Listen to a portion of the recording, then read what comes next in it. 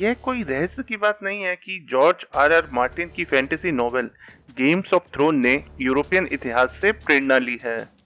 मेरा मतलब है कि यदि आप आइलैंड को थोड़ा बड़ा कर दें और इसे उल्टा करके इंग्लैंड के नीचे वाले हिस्से पे चिपका दें, तो आपको वेस्टरॉस का नक्शा मिल जाएगा। जॉर्ज आर मार्टिन ने कई ऐतिहासिक घटनाओं को गेम्स ऑफ थ्रोन में दिखाया है। इससे पहले आप आगे बढ़े, मैं आपको बता देना चाहता हूँ कि मेरे इस वीडियो में गेम्स ऑफ थ्रोन के बारे में काफी सारे स्पॉयलर्स हैं।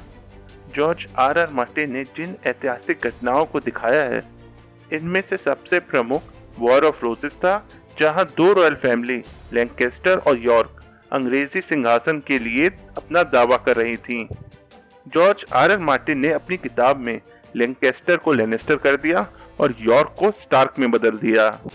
असल हिस्ट्री में हाउस ऑफ यॉर्क और हाउस ऑफ लैंकेस्टर दोनों ही शाही परिवार के हिस्सा थे और दोनों ही एक दूसरे पे जीत हासिल करने के लिए एड़ी चोटी का जोर लगा रहे थे।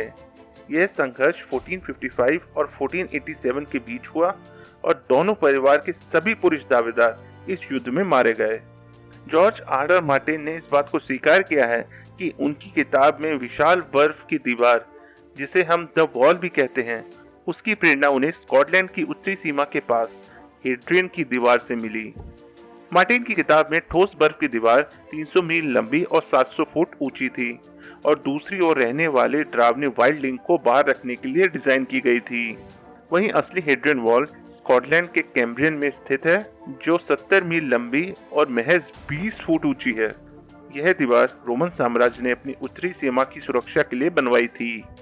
रोमन साम्राज्य के विभिन्न तत्व जैसे कि ग्लैडिएटोरियल एरिना भी गेम्स ऑफ थ्रोन में दिखाए गए हैं। गेम्स ऑफ थ्रोन की दूसरे सीजन में ब्लैक वाटर बे की लड़ाई दिखाई गई है।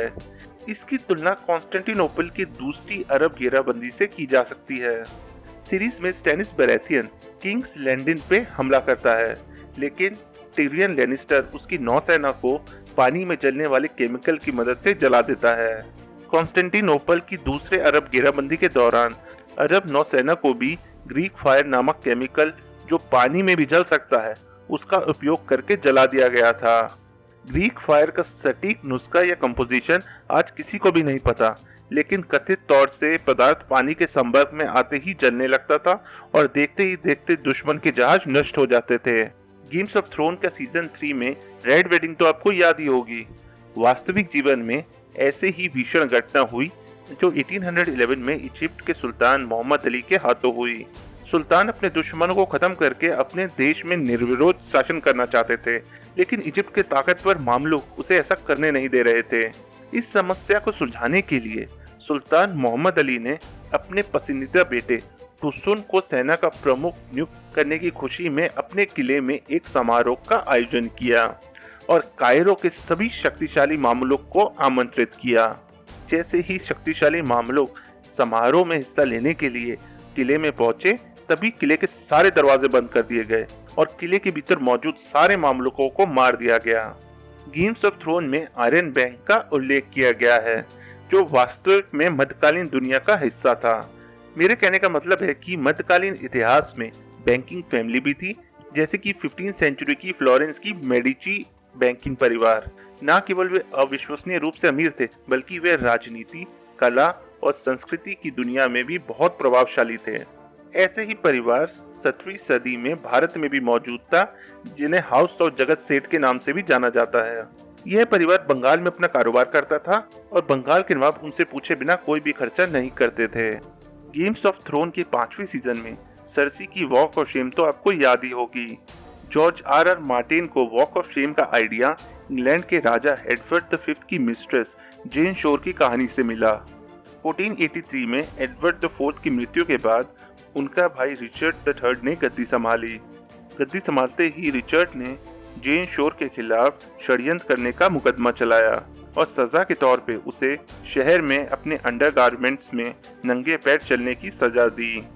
अपने सभी शत्रुओं को वाइल्ड फायर से उड़ा के नष्ट कर देने की सर्सी की योजना इंग्लैंड के 1605 के गन पाउडर प्लॉट की याद दिलाती है। हालांकि सर्सी अपनी योजना में सफल रही, लेकिन गन पाउडर प्लॉट, जो इंग्लैंड के किंग जेम्स के खिलाफ अंग्रेजी कैथोलिक के समूह द्वारा किए गए एक असफल हत्या का प्रयास था। षड्यंत्रकारियों ने 5 नवंबर 1605 को संसद के नया सत्र शुरू होने के दौरान हाउस ऑफ लॉर्ड्स को उड़ाने की योजना बनाई। हालांकि अधिकारियों को पहले ही एक मुखबिर ने पूरे षड्यंत्र की सूचना दे दी थी, जिसके बाद सारे षड्यंत्रकारियों को पकड़ लिया गया और संसद के तहखाने में बारूद के 36 बैरल बरामद हुए। 8 षड्यंत्रकारियों को दोषी ठहराया गया और उन्हें फांसी की सजा सुनाई गई। पूरे शो के दौरान आपने वलेरियन स्टील के बारे में तो सुना ही होगा, जिसे वलेरियन फ्री होल्ड बनाया करते थे। किताब के अनुसार वलेरियन स्टील से बनी तलवार किसी अन्य स्टील से बनी तलवार के मुकाबले हल्की और मजबूत थी और उसकी धार भी बहुत तेज थी।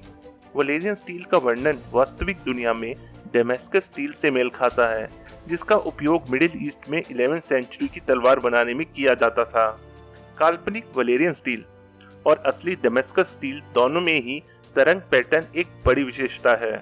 डेमेस्कस स्टील बनाने के लिए वुल्फ स्टील की जरूरत पड़ती थी, जो मिडिल ईस्ट के कारीगर दक्षिण भारत से इंपोर्ट किया करते थे। अगर आपको हमारा वीडियो पसंद आया हो तो प्लीज लाइक बटन दबाएं और हमारे चैनल को सब्सक्राइब करें।